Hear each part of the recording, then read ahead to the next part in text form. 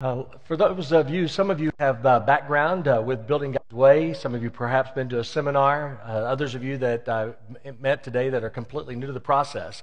In just a moment, I will get to this booklet, and I'll be doing the first two presentations in there, and you can follow along. And I do fill in the blank areas, so you'll want to follow along and fill in the blank to get all the information. We'll get to that in just a moment. But let me kind of give you an overall understanding of this wonderful organization called Building God's Way. It was founded by a gentleman by the name of Dan Cook. Dan was a construction company as well as an architect in Montana for many, many years, had built quite an empire for himself, but as he began to advance, not only designing buildings, but constructing them and then owning and getting into the hospitality industry, he finally got into an arena where he was not only building hotels and restaurants, and this was before he got saved, and then those restaurants had bars associated with them. And he, at some point, figured, if I could attach a casino to every one of these places, then I could make a whole lot more money. And so in Montana, that was his journey. His story is that whenever he began to build casinos, he inherited partners from Las Vegas that he had not personally invited to be a part of his business, otherwise known as the Mafia. And they came in and started controlling his life and his world. And in a very short period of time, through a series of calamitous events, his empire that he had accumulated fell significantly. Looking for kind of a restart in his life, he went to a sleepy town in Ogden, Utah. And when we say Utah, we're referring to obviously some of the most beautiful ski slope regions that you could imagine there. And Dan went there to kind of get away and found himself in Ogden, Utah, and thought this would be a great place for a restart. So he began to cast a vision in Ogden, Utah about a revitalization of an old abandoned historic hotel there called the Ben Lomond Hotel. He went down and began to talk to people about his vision, and knew that relationship was the key to getting the best value. If you walk up to a stranger and say, "How much will you charge me for this?" that's one price. But if you become their friend, that becomes a different price through relationship. So Dan wanted to build relationships with people. He went down to the local newspaper and told his story of a revitalized Ogden, Utah, where everybody was going to make lots of money and thought everybody would be excited about it. But instead of that nice picture that he took down in the Ogden office and the story that he had cast for a beautiful revitalized Ogden, Utah, they did their research before they published the article the next week, found a picture of him under a drunk driving arrest photo, began to retrace his story back to the Mafia, to casinos, to alcohol beverages, all the things that Utah doesn't have a great appreciation for. And so instead of building great relationships, he probably alienated himself from a lot more people. And so when he saw that newspaper article, it probably felt like to him that day it was going to be the worst day in his life. But I often say that what looked like it was the worst day in his life actually became the best day in his life. Because there was a group of men, similar to a Full Gospel Businessmen Fellowship, but a group of businessmen in that town that were meeting every month for lunch, and they had a prayer list that they had accumulated. And on this prayer list were the top 10 men who needed Jesus Christ in Ogden, Utah. And when they saw the story of Dan Cook and his picture in the paper, they moved him to the top of the list and said, "This guy needs Jesus more than anybody else." So they began to befriend him, inviting him to those lunches, hoping he would come and hear the gospel and maybe make a decision for Christ. And over a 3-year period of time, Dan would sometimes go and eat the meal, but always find a reason to leave before he heard the speaker. And finally, a gentleman challenged him to stay and hear the speaker that day. And if he did, he'd never ask him back to another one of those lunches again. So Dan thought that's a pretty good trade-off. One more time and I never have to go again. So he stayed and he said, "By the way, who's going to be the speaker today?" And he said, "It's going to be Adolph Coors III, one of the great grandsons of Adolph Coors." And Dan said, "That can't be all that bad. I like Coors beer. This should be pretty interesting." So little did he know that Mr. Coors had a similar parallel in story, that he had built quite a significant empire, but his empire had fallen as well because of lawsuits against drunk driving, cases that had taken place. And so he had been challenged in his own life and even contemplated suicide at one point. When Dan heard the man's story, he felt so connected to Mr. Coors' story that when they offered the opportunity to pray the sinner's prayer that day at lunch, Dan accepted that invitation and accepted Jesus Christ as his personal Savior. He filled out the card that they ask you to fill out, and at the bottom of the card, they always ask the question, "Do you want someone to follow up with you, yes or no?" He checked no, but he actually found out it doesn't matter what you check at the bottom of the card, they're still going to check up on you and follow up with you. And so they came to his office and spent the day with him talking about his newfound faith and helping him with some of those initial questions. Speeded up the journey a little bit. He remarries, has a little girl. Little girl is about to enter into kindergarten, and his wife says to him, "Dan, we're not going to send our daughter to one of these public school systems. We'd like to have a Christian school for our daughter." And they had no background in Christian education, but under the mandate of what we call God and Claudia, he agreed to do that. And they went out and bought the land. They built the building. They enrolled the students and hired the teachers, all within a 9-month period of time. Now, that school that they built, including the land cost and everything, was quite remarkable. I used to tell the story that they built that school and bought the land in its entirety for $40 a square foot. And one day Dan heard me say that and corrected me. He said, "Terry, it wasn't $40 a square foot, but we have documentation that it was actually $14 per square foot." That's pretty amazing when you stop and consider this was only about 10 or 12 years ago. But the reason why is because he had begun to build those relationships. And in that culture in Utah, many times if a person of faith has the ability to do something for you and they can do it without charging you, then as a part of their religious faith, they agree to do so. So land was donated, many of the trades were donated, and so just portions of the materials had to be purchased. Well, that article got picked up in the newspaper, and guess what happens? When you tell somebody you built a Christian school for $14 a square foot, every Christian school in the state of Utah is calling you, right? And those schools were connected to churches, and so there blossoms an organization called Building God's Way. As Dan began to grow the organization, he noticed that there were some critical things that he needed to do in order to help build at lower cost and help churches and Christian schools be able to take advantage of those low costs. And one of those was being able to buy things like Sam Walton bought for his Walmart stores. We're not talking about the contents of the store. We're talking about the actual construction of the building. Dan had built many of those Walmart stores, and he noticed that as a contractor, he never purchased the supplies. He always showed up to the job site, and he was the assembler of the parts that had been put on the property by Sam Walton. When he asked one of the gentlemen why that was the case, he said because of 2 reasons. One of the reasons is because by purchasing all the materials themselves, they can control quality. They know what they're buying, and they know that the continuity of quality will be extended across the nation. And secondly, they could control price. Because instead of going into a market where they were building 1 or 2 Walmarts and having to price things at that level, he could approach suppliers and say, "I'm building 300 Walmarts this year. I want quantity discount for building my stores, just like I want quantity discount to fill my stores." And so through those relationships, they were able to negotiate pricing at a significant lower price. Dan decided that when he got into the church building process, he would go back to those vendors and convince them that what they should really do is offer that same kind of a deal to churches and Christian schools. Because really, he felt like we needed more schools, Christian schools and churches than more Walmarts. So after negotiating with them, almost 100 vendors agreed to sell directly to BGW and give them the volume discount pricing like they're building hundreds of churches across America rather than just one church here and there in a particular community. Well, that lowered the cost of construction significantly. He introduced things that you'll hear about this afternoon called the Ministry of Construction, where you build deep relationship with contractors and with the people on the job site, and they become more compassionate towards your project and sometimes are willing to shave a portion of their profit margin. They should still make a profit. They have to feed their families and stay in business too, but sometimes they're willing to adjust that a little bit because of the vision that you have as part of your focus and your future. He then noticed that there were 2 major hurdles that prevented churches and Christian schools from being able to see their dreams become reality. One of them was that churches were not strong enough numerically to be able to support the vision that they had in their heart. A pastor might have a vision of building a church of 500, but his church was only 100. Or he might have a vision of building a church for 1,500, but his church was only 700 in size. And you know, you can't always go on the build it, they will come philosophy, because there's been a lot of churches that went out there and built it, and they never came. And so what we've realized is that the build it factor is not so much just the building, because you do have to have space, and you have to have quality space to attract today's young families. But the it factor is momentum. If you have momentum in your ministry, you start building that, then that will perpetuate. So I became introduced to Building God's Way about 6 years ago because I've been a consultant for over 25 years now doing a program called Positioning Your Church. I'll tell you a little bit about that and share some of our insights from Positioning Your Church today. But our role is to come alongside of different kinds of churches. They could be declining churches. They could be plateau churches. They could be growing churches that have these surges where they go up for a season and come right back down to the same size. kind of like Easter Sunday, where you maybe picked up another 100 or 150 people, or even 25 or 50, depending on the size of your church.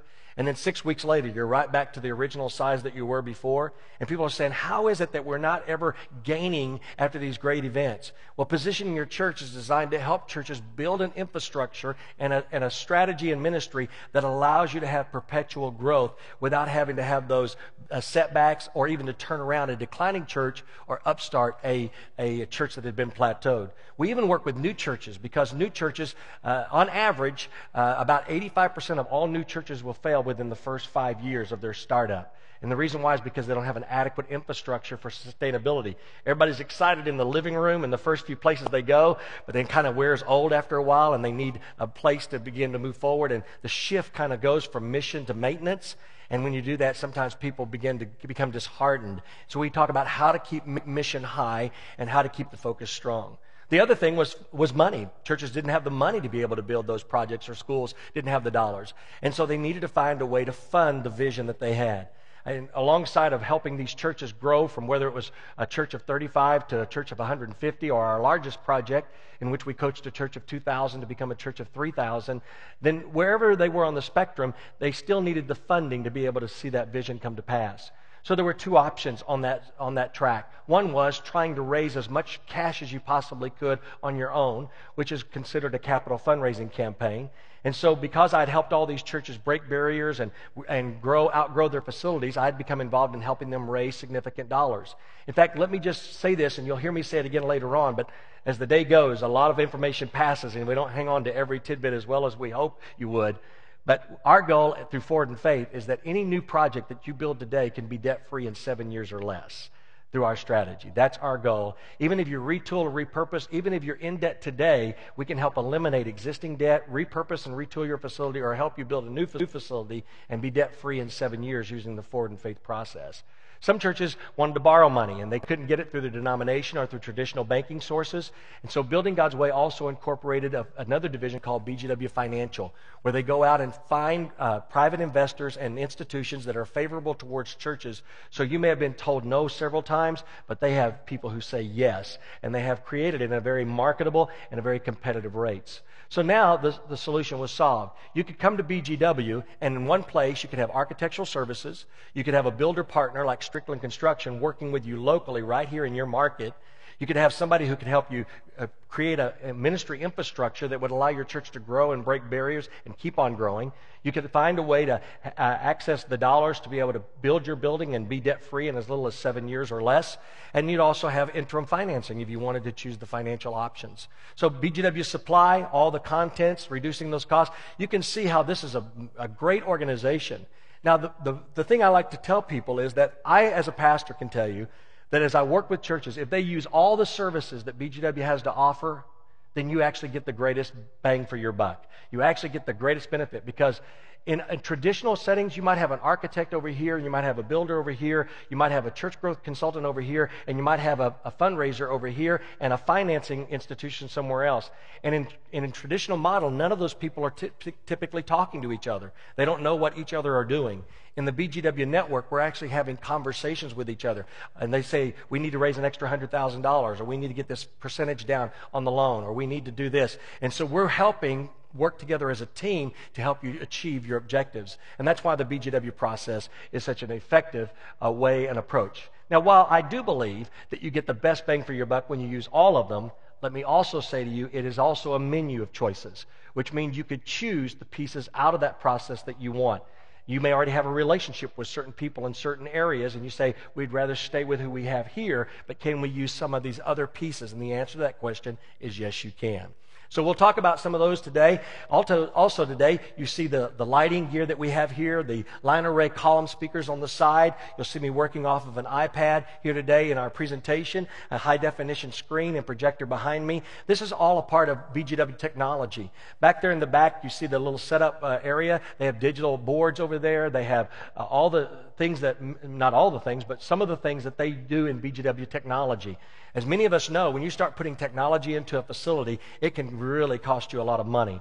So BGW once again partnered with another good stewardship, cost-saving organization, and BGW's technology was born out of that. So today, if you have questions about any of these equipment here or equipment that we don't have, then Jim Martin and Tobias and others back there will be happy to talk to you about that. And in many cases, I'm seeing them save 30 and 40% off of normal installation cost against other bids in what they're able to offer. So you can have some big savings there.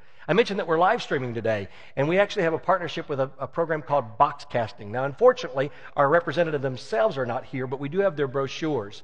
But for $300 to purchase a box and $50 a month to do so, you can podcast or broadcast, live stream any service that you have. You could live stream any funeral for those family members who can't travel. Maybe they're too aged to travel to that location.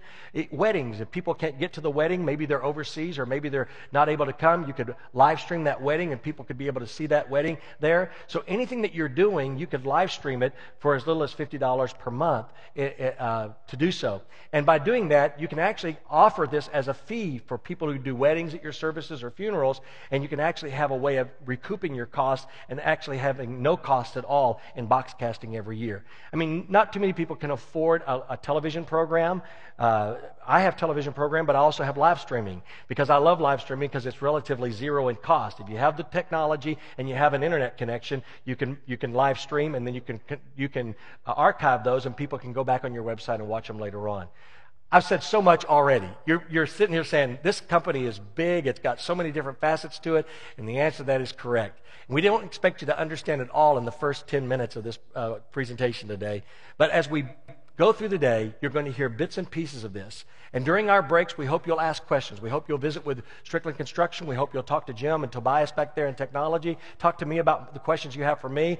Don Mahoney is here as our architect, and he'll be presenting later on today. So we've got a team here today that can answer many of your questions. All right, let's get to the outline because I want to stay as close to the time as I possibly can. Since we're live streaming, we want to stay to our schedule as best as possible. Now, in your booklet, it will say positioning your church, but the front slide here it says Tsunamis of Change. It's the same presentation, so go to the one that says positioning your church right there at the very front. And let us start, first of all, with a little video presentation that will kind of help set the stage for some of the things we're going to talk about here today.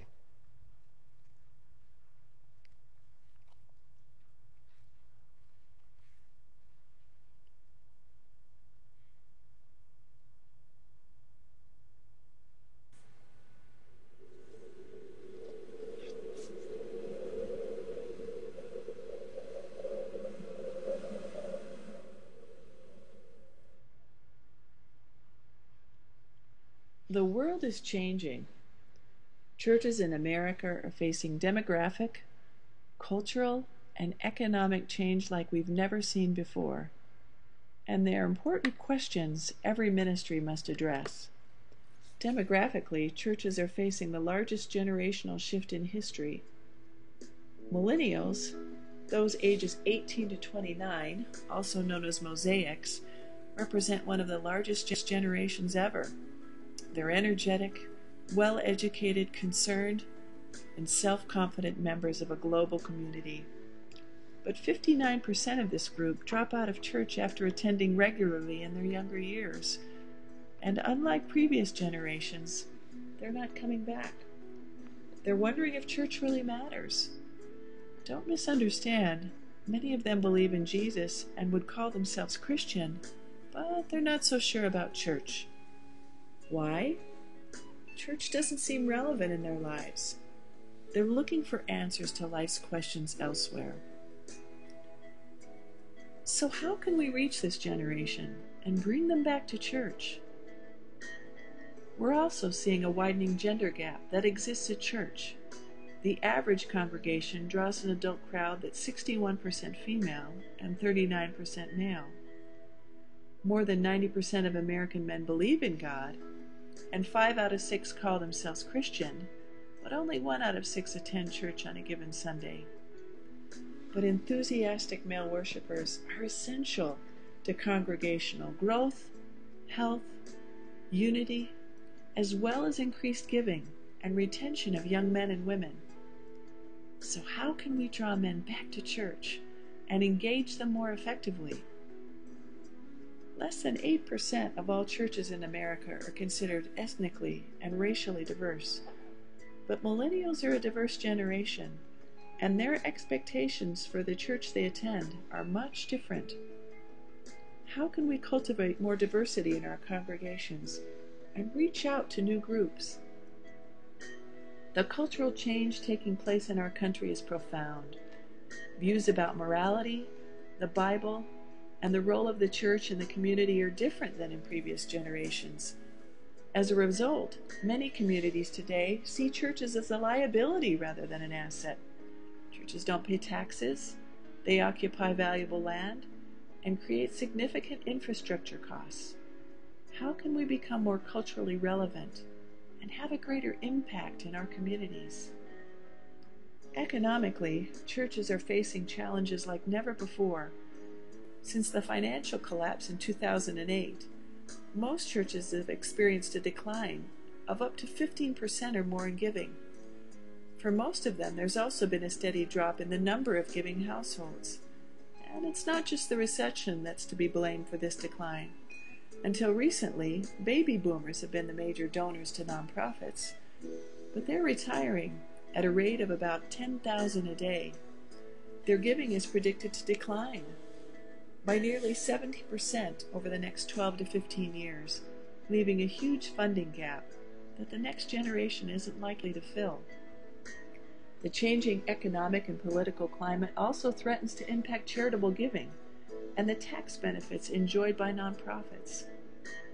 In addition, property values continue to be stagnant, and underwriting guidelines remain tight, making it difficult for churches to expand or to remodel. How can we prepare for these financial changes and thrive in the new economy? The tsunamis of change are hitting our shores, but your ministry can be prepared. In fact, that's part of what we're going to be talking about today, is how to prepare your church for the tsunamis. Let me back up just one moment and give you a little bit more introduction about myself real quickly. It's always a delicate thing to talk about yourself, because some people might feel like you're bragging about yourself, and I really don't mean that to come across that way. But I do believe that if I'm going to try to listen to someone, I want to know whether or not they just have a good idea or whether or not they've actually put the concepts into practice and how it's played out in their own life. So just real briefly, my very first church pastorate was a church of 35 people in an area that had significant demographic change. It had been a white middle-class community for almost 70-something years, but in the last 5 years, prior to my arriving, it had changed culturally and ethnically and socially significantly. So much so that because of the crime and the prostitution and all the different things that had gone on in that community, the city of Fresno, California had renamed the area around the church that I was now pastoring Hell's 40 Acres. So I tell people the first church I pastored was in Hell's 40 Acres. Now, I jokingly say my name wasn't David Wilkerson and I didn't wear white patent leather shoes and it wasn't New York City, but it was my cross on the switchblade story for a boy out of Oklahoma. It was culture shock for me. But in the 3.5 years of pastoring that church, having done a 3.5-year research project on what causes churches to decline, plateau, or grow, I took that research, put it into that first church, and in 3.5 years, the church had grown to over 400 people in attendance. My wife and I then went into church planting. And as church planters, you start in your living room, and then you get to the school, and you get to the storefronts, whatever you have to do as a place of worship. And 9.5 years later, that church that started in our living room had become a church of over 1,250 people, and we planted 4 daughter churches out of that congregation. All 4 daughter churches had bought their own land, built their own buildings, had at least 300 in attendance, and all were debt-free as a result of our process that we were now able to transfer to them, not just use for ourselves. It was 20 years ago that I was called back to Oklahoma City. I lived just south of there, about 35 miles, and never attended this church growing up, but was called back to help turn this church around. It had been a church of over 2,000 people, but 3 back-to-back traumatic experiences that took place between leadership and congregational challenges took that church in a period of 18 months down to only 300 people in attendance. So from 2,000 to only 300 with a large auditorium that seats 2,000, you can imagine how it felt like a haunted house for many people there. And so we began to take the principles that we had applied in the first two churches, not only revitalizing the existing congregation that we had, which was mostly over 65 years of age, but also basically planning another church inside the church at the same time. And now as we approach our 20th anniversary, we're back up to a sphere of 2,000 again, and we helped plant many other churches in the greater Oklahoma City area. So this is not theory for me. This is lifestyle. And for the last 25 plus years, we've been helping other churches achieve some of the same objectives. Now, one of the things that we also talk about, the fact is that in the last 20 years that I've been at Faith Church, and we've seen the highs and lows of economic challenges, I've never had a year in which the attendance or the finances of the current year wasn't stronger than the previous year for 20 consecutive years. So 20 years of continued attendance and financial growth are principles that I share through positioning your church and some of the other things we'll talk a little bit about today. One of the things I help people understand is that it's important to realize that no matter what's going on outside your church, that there's a way to prepare. And one of the Bible stories that Jesus talks about in Matthew chapter 7, verses 24 through 27, is the story of the foolish man and the wise man. You know the story well. I don't need to teach you that story again. But the difference between the two men was simply marked in this way. While both of them experienced storms, both of them experienced the floods and the wind, both of them heard the teachings that were given, the difference between the two is that the foolish man heard them, but didn't ever put them into practice. The wise man heard them and found a way to implement them into his life. The wise man, because he implemented those teachings into his life, becomes the man who built his house upon a firm foundation. And the foolish man, because even though he heard it, he never put it into practice, was like the foolish man who built his house upon the sand. They were both impacted by the storm. Just because you have it together doesn't mean you're not going to feel the elements of the wind and the rain and the floods. I mean, all of us go to the same gas pumps and feel the same pinch at the gas tank. All of us go to the same grocery stores and feel the same price structures that are going on. Just because we're Christians doesn't mean we get a discount at the gas station or a discount at the grocery store, any different than churches that are applying the principles versus churches that are not. Everybody feels some level of impact by what's going on. And while we cannot prevent those tsunamis, we can't stop everything that's coming against the church, what we can do is we can prepare for them. Because organizations that are prepared for them will be able to withstand whatever's coming their way. The Empty Tomb Research Group, and I'll repeat that, the Empty Tomb Research Group, you can find them on the internet. They do a lot of good research projects. They did a research project of what happens to churches in economic times and in recession times. 5 good economic boom seasons and 5 economic challenging seasons. And they discovered that churches that had momentum in their ministries could grow in either environment, but churches that did not have momentum would struggle in either one of those. We're going to talk about the second session, how you can keep that momentum, set that momentum pace, and keep it going for you. So today, in this first session, we're going to talk about not only how your church can survive the coming the coming tsunamis that are coming to the church, but how you can actually thrive, how you can accelerate during those periods of time. When we look around statistics, it looks pretty glim in many ways. 80% of the churches in America today are either plateaued or declining. Only 20% of the churches in America are considered growing churches. And there's a statistical definition of a growing church that many use, or many different organizations use. But at the end of the day, a very small percentage of our churches in America are actually growing each year, while many of them are plateaued or declining. Up to 75 churches in America are closing every week. So you can imagine the impact of what's happening has become quite significant. And the reasons why this is happening? Well, at the top of the list is the fact that for many people, as you saw in the video presentation, churches have become irrelevant. They're no longer the community hub. They're no longer the center of focus in a community. You know, for years when I grew up, the church was not only the church, it was the community center. If somebody in the community passed away, they did the funeral there. If somebody had a big family reunion, they rented the fellowship hall. If they needed to have a graduation program or a baccalaureate service, they used the local church. The church was the hub of the community. But somewhere along the way, churches started feeling like, hey, we're having to pay these costs for the utilities and the cleanup, and they make a mess, and they unplug our wires, and they move our chairs, and we just don't want to deal with that anymore. And so we kind of closed our doors and said it's for members only now, and they're the only ones going to use our churches for our weddings, and the only ones going to use our churches for our funerals, and we basically stopped being the hub for the community. So they went out and built community centers and funeral homes, built church parlors that they could have services in, and they started building their own banquet areas to have those funeral dinners at, and offered their own catering services. And they took away from the church its significant influence and its purpose in the church as we know it at that time.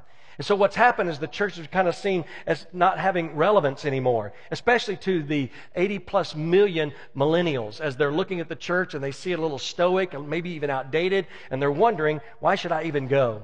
The other challenge that we have is this issue with men. As you know from the very popular book, Why Men Hate Going to Church, that the decline of male participation in the churches is being challenged continuously. Women outnumber men almost, 60%, 60+% of the people who attend church today are female. Less than 40% are males. So we have this challenge with effectively not only reaching men, but retaining men. Church diversity has become another issue. For many years it's been said that it's the 1 hour every week that it's the most segregated hour in America. And listen carefully when I say this, because I know that some of you may have churches that do not have ethnic diversity. You may be in a high density area that is one ethnicity or one particular element of society. So understand that when we talk about diversity, we're not just talking about ethnicity.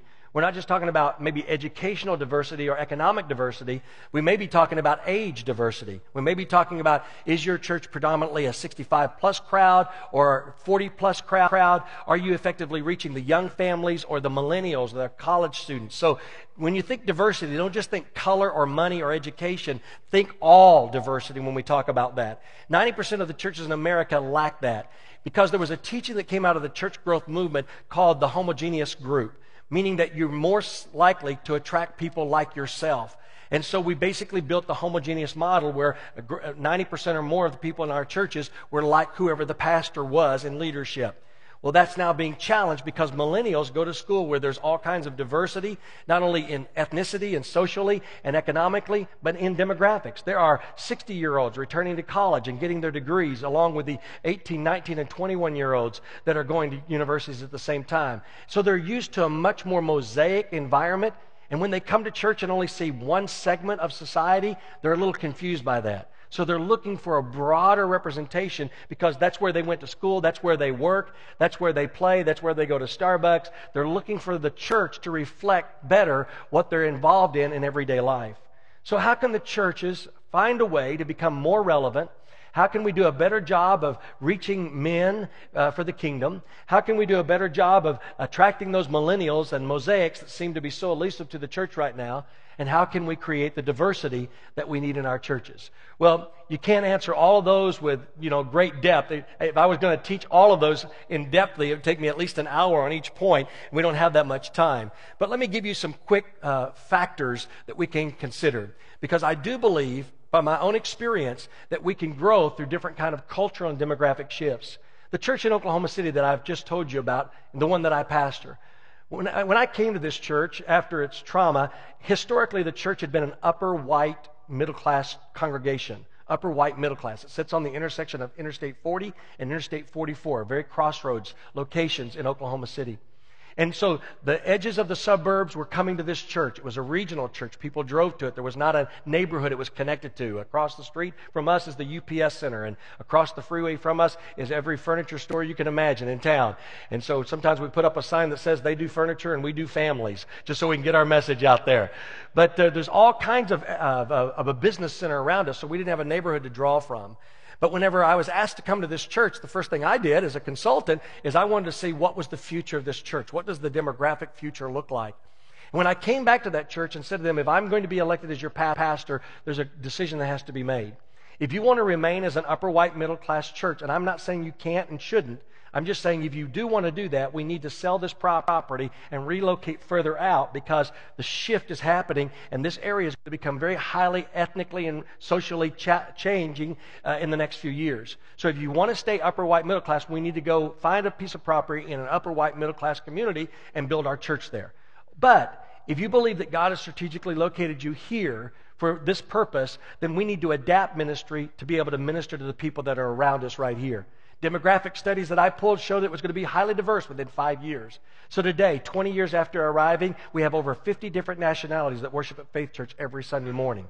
So we could have said we're not going to connect to the community. We're going to keep being who we are and keep trying to stay the same way, and we would have continued to decline. We would have struggled for existence. But because we understood who the community was and how we could connect to them, we were better capable of growing through those changes. Other churches around us have not made those shifts. More churches have been boarded up, more churches have been sold and converted to other causes, but our church continues to grow because we understood the community and adapt to it. Positioning your church is a teaching that I've done. It's a seminar we do. It's a book that I've written. It's materials that we provide to help churches make those adjustments and make those transitions. And we can talk about some of those resources at a break, but I want to stay with the teaching portion right now. One of the things I tell churches is most important at the beginning of any process is to think in terms of the power of intentionality. The power of intentionality. We call it the 1 year that makes a difference. When we do a one-year coaching relationship with a church, we believe that in 1 year we can help that church that's declining stop the decline and begin a growth process in their church. If it's a plateaued church, we believe we can help them reposition themselves for new growth and start growing by the end of that year.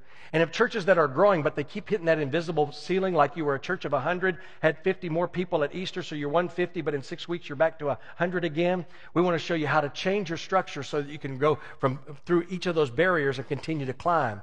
We can do that typically within 1 year, repositioning that church. So we call it the 1 year that can make a difference. But in Luke chapter 13, verses 6 through 9, Jesus tells a story of a man who went into a vineyard and noticed that there was a fig tree there that was not bearing any fruit. That's Luke 13, verses 6 through 9. He noticed that there's a fig tree that's not bearing any fruit. And so as he walks in, he says, cut that tree down because I've noticed that for 3 years it hasn't given us any fruit off of it, and it's just taking up space and it's drawing the resources that other trees could benefit from. So let's get rid of it so that the other trees can produce even higher return as a result of having more space and more nutrition being delivered to them. The caregiver of that vineyard begs for an intervention. He says, before you cut it down, give me 1 year. Let me do some things. Let me dig around it. Let me fertilize it. Let me give some intentional focus to it for 1 year. If at the end of 1 year it's not bearing any fruit, we'll do as you request. We'll cut it down. But if at the end of 1 year it's become fruitful again, you'll let it stay. We have nowhere in Scripture in which that fig tree was ever referred to as having been cut down, indicating 1 year can make a difference. And that's why we believe in that process so significantly. The second thing that we know is not only the power of intentionality, but the willingness to change. You know, when pastors are in a position that a church is declining, plateaued, or it's hitting a barrier and coming back down, the leader has to consider his role as a change agent. He has to be thinking how he's going to adapt. See, the way I lead a church today of 2,000 is not the way I led a church of 300. It's not the way I led a church of 35. If I wasn't willing to make changes in my leadership and my style and how I led a staff or a congregation, then I was going to become the lid on the organization that I served. So I had to be willing to change. And I had to be willing to cultivate the ideal of change among my other leaders and among our congregation. If I can't cultivate that willingness to change, it's going to be hard to make adjustments along the way. In fact, out of the series that I teach called Something Has to Change, a resource that I do have here, it opens up with a story that I'd like to just briefly share with you. It opens up with the story of two construction workers who go to work every day and they share lunch together. As they sit down for lunch on this particular Monday, one of the gentlemen is opening up his lunch, and as he's opening up, he's kind of mumbling under his breath saying, I sure hope there's not a meatloaf sandwich in here. I've been eating meatloaf all weekend long and I'm sick and tired of it. But he opens up his lunch, and sure enough, there's a meatloaf sandwich in there. He grumbles, has nothing else to eat. He eats it anyway, but grumbling all the time. Tuesday comes around. He's unwrapping his lunch. He says the same thing. I sure hope there's not a meatloaf sandwich in here. And sure enough, there's a meatloaf sandwich.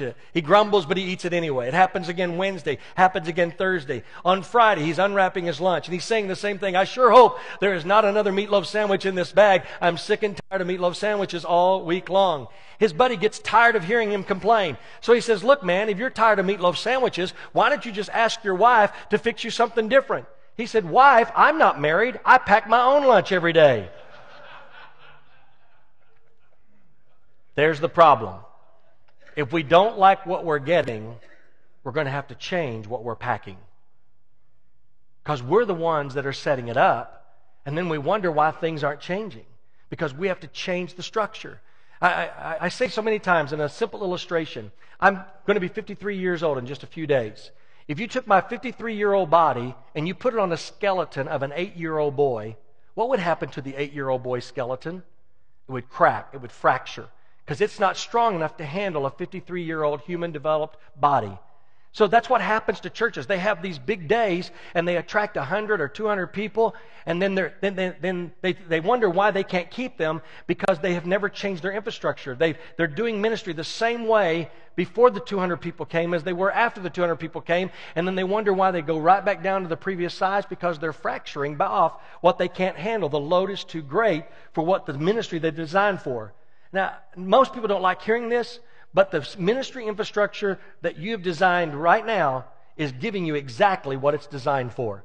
If you have 150 people, you have a system that's designed to serve 150 people. If you have 35 people, you have a system that's designed for 35 people. If you have 1,000 people, you have a system designed to serve 1,000 people. You will always have what your system is designed to accommodate. So if we want a different result, we're going to have to change the infrastructure and our systems in order to be able to accommodate that growth. The third thing that a church has to do is it has to become more relevant. Relevance is a big issue that sometimes churches overlook. They kind of think, well, we have good worship and we have good teaching, and that should be enough.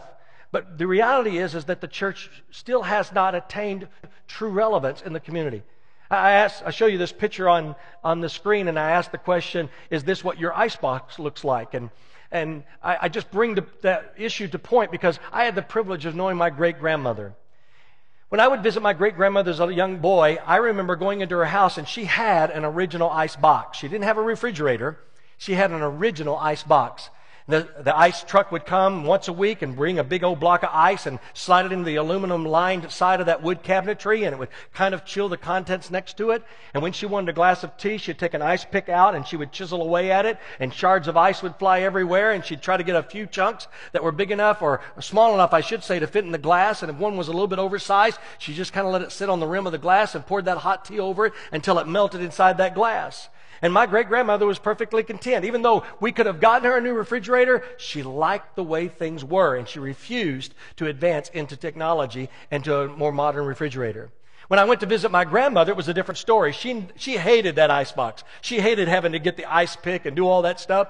So she wanted a refrigerator, a regular refrigerator, so she got one. But when she bought her refrigerator, they didn't have some of the modern technology, so she was still operating out of those aluminum trays. You know, the ones you fill up and you put in the freezer, and if you didn't wear gloves or have a small towel in your hands, when you put them out, you get frostbite on the ends of your fingers, and you wave them underneath the faucet, and they would begin to crackle, and you pull the handle, and when you pull the handle, ice cubes would fly everywhere, and like a juggler, you tried to catch as many of them as you possibly could and find a bowl that you could put them into and salvage as much as possible. My grandmother thought it was a major advancement in technology when one year for Christmas we bought her the little blue ice trays that you could fill up and put them in there, and they didn't sting your fingers when you got them out, and you could just gently twist them and all the cubes would turn loose, and you could drop into a bowl and you had almost 100% saved. My mother was different. My mother said, you know what, I don't want any metal trays, I don't want any blue trays. I want an ice maker in the freezer compartment that produces ice all the time. And when it gets too full, that mechanical arm raises and stops producing ice. And when we take ice out of it, it'll drop down and automatically manufacture more ice. So we'll never have an ice problem. So my dad went out and bought her a refrigerator with an ice maker on the inside. When my wife and I got married, my wife said, you know what, I want the best, most advanced one that we can get. I don't even want to have to open up the freezer door to get my ice out. I want to walk up to the door, put my glass there and push a button, and ice will fall into the glass. And one of our most strenuous moments was whenever we argued which one we were going to get, because she liked chunky ice and I liked crushed ice, until we found one that you could push a button on and she could have chunky ice when she wanted it and I could have crushed ice when I wanted it. Now, what I just described to you in each case was ice. But what I also showed you was that the only thing that changed was the delivery system. When we talk about being relevant, we're not talking about changing the gospel. We're not talking about watering it down or telling people that they don't need to get saved. We're not talking about changing the gospel or the message that we preach. We're changing the delivery system in which it is brought to people. Because today's millennial generation will not get an ice pick to get their ice. We have to bring things up into a current age of relevance. And so if your church is doing ministry like the icebox or like the aluminum trays or the plastic trays, and it's not giving them what they're used to today, then you're going to have a difficulty of being relevant to the people you're trying to reach. The area of bringing men into church is always one of great intrigue to me. Because what I've discovered is that if you're going to reach more men, you have to be more intentional about reaching men. And some of the things we have to talk about is the fact that men are much more visual learners and topical learners than they are audible learners. If we didn't have this graphic up here and I was talking, more men in this room would be nodding off and trying to stay awake right now, while the women would be able to listen because they're very audible. They're much more comfortable having that conversation. Men get on a phone and they want to hang up as fast as they can. Women get on the phone and they can talk for an hour because they don't need graphics, they don't need visuals, they don't need anything. They are audible listeners, better audible. Now, they do appreciate the graphics and they do appreciate the other tools, but they can get by without them, where men are more challenged. So if we're trying to communicate without the graphics or without topics that appeal to men in some way, we're going to be more difficult to connect to them. As you're going to hear later on in the presentations today about even church design, you'll discover that in most churches, and this is not a critique of women, it's just an observation, but most churches' decorating committee is done by women because they're better color coordinators. But unfortunately, the challenge of that has been they found ways to design things that are comfortable to them. The mauves, the flowers, the pastels, the colors that they appreciate. Where men feel like they're walking through the lingerie department sometimes when they go to church because it looks too soft in their image. And what they needed may be something that's a little bit different. And some people have asked, well, what do women think when you change the environment to be more adaptable to men? What we found is that women actually say that's cool because I would rather have more masculine colors if it means my husband is coming to church with me than to have it the way I want it and him staying home. So being able to make those changes are important. Men are mentally impacted by their environment. When we go shopping in the mall, my wife may go to certain stores and I'll say, I'll meet you down at JCPenney's and I'll be or Sears and I'll be in the tool department. You can find me there. I don't want to go to the same places that she wants to go to. And so we're mentally impacted by the environment that we find ourselves in. And lastly, men find fulfillment through practical sense of meaningful achievement. Meaningful achievement is a critical phrase. You know, ladies that are here and perhaps married, you know how hard sometimes it may seem to get your spouse to take out the trash. Or if you have a teenage boy in your home, how difficult it is to get them to do some simple task like taking the trash out every week. It's like you have to ask multiple times. That's not meaningful achievement. That's just duty. That's just routine. Men don't cater to those kinds of experiences. But if you walk in the house and say, honey, I saw a snake in the backyard. Go get your gun and see if you can kill that thing. You won't have to ask him twice. I don't care if it's the Super Bowl game. He will turn the TV off, go grab his gun, and go snake hunting in the backyard because now it's more meaningful achievement.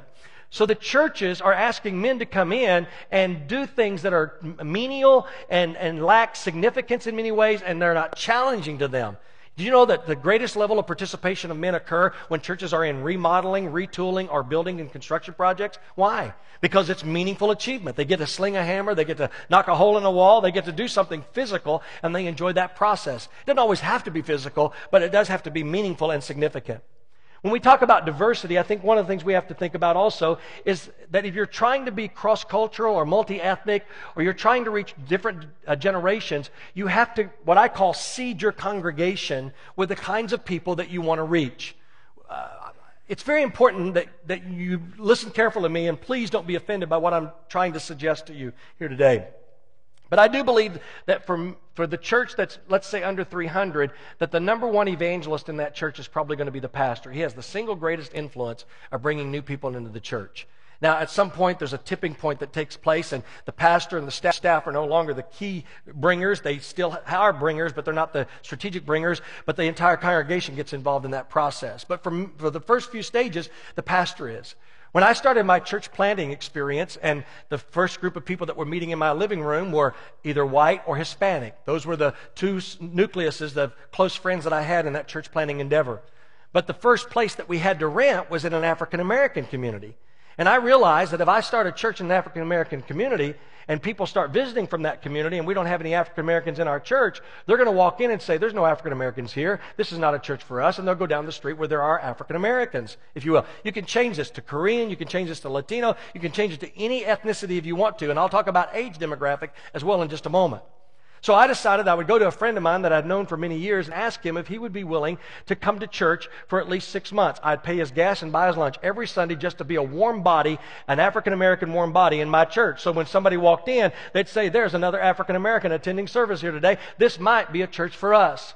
He actually started coming and bringing his Over that period of time, at one point he actually came to know Jesus Christ as his personal Savior. But the very thing I said would happen, did. As African American couples came in, or Latino couples came in, they saw the diversity in our leadership and our congregation, and they said this could be a church for us. So sometimes if you want to get ethnic diversity, you might have to try to find a way to get those first few folks in there through your personal influence, and then when others make their way as guests, they're going to begin to identify.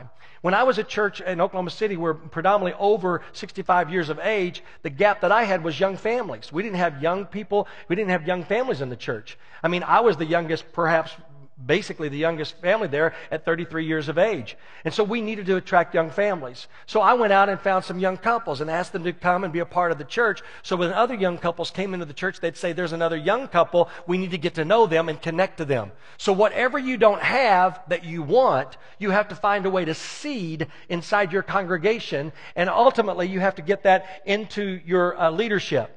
If people come to your church over a period of time, and even though you say you want to reach young people or millennials or young couples or African Americans or Latinos or Koreans, if they come over an extended period of time, but they never see those people that you're trying to reach in leadership roles, then they'll say, you know what, you're saying one thing, but you're doing something different. They want to see who they are and what they're like in leadership posts.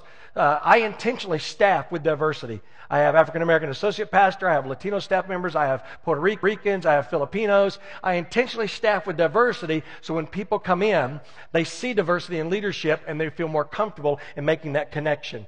We're going to hurry here because we're almost out of time, and just want to connect here with this. Young families are very important to your church. 85% of all new growth, I'll repeat that number, 85% of all new growth in churches today is coming from young families with young children. 85% of all new growth in churches today is coming from young families with young children. So if you want to know how to grow your church, you've got to figure out a better way to connect and attract those young families. And what you have to realize is that young families are choosing a church for their children. Let's say a new family moves into this area and they're starting to look for a church. The first thing they'll do is they'll start going around and they'll look and investigate children's ministries. They may find 4 or 5 churches in which their kids really connect with that children's program, and then they will begin to narrow it down by how they feel about the preaching and about the worship in the sanctuary. But they won't first choose a church for themselves and then try to find out what their kids like. They're going to choose for their kids first and then for themselves. So you have to have good nurseries, good children's spaces. You have to have that. By the way, young families will not take their children to a church. I'll repeat this. Young families will not take their children to a church in which the children's area is not at least equal to or better than what they have at home. So the environment that you provide for children's ministry has to be equal to or better than the people you're trying to reach. That's why inner city families will often take their children to churches in the suburbs because it's considered a step up. But very few suburb families, unless they're called to do ministry in the inner city, will seldom bring their churches to an inner city church or to a storefront because they want something better for their children. They're looking for relational space. They want to know a space where they can have coffee, they can connect. They're looking for something like that Starbucks experience, but they want it at church. Engage a proven coach or mentor. Now, I'm not saying that because I'm a coach. I'm telling you, find a coach. I couldn't serve as a coach to everyone here if everybody asked me to, so it's not just about me. But did you know that 90% of the churches that are growing today have a coach or a mentor pouring into their lives? They have them come by, visit with them on a regular basis, and help them evaluate how they can be more effective. We offer a coaching service for churches that are interested. I have a coaching team and a network that we can assist you with. We call it the 1 year that makes a difference. And there's brochures that you should have gotten when you came in today. One that on the front says Momentum. If you open it up on the inside, on the left side of that page, it talks about our coaching services. We are a flat fee service, which means we base it on the size of your church and the number of visits that we would bring to you for that service. And so whether you're a church of 200 or whether you're a church of 1,000, there's a fee structure there. I'm going to actually show you in the second session here how you can actually pay for that in a very simple and easy way.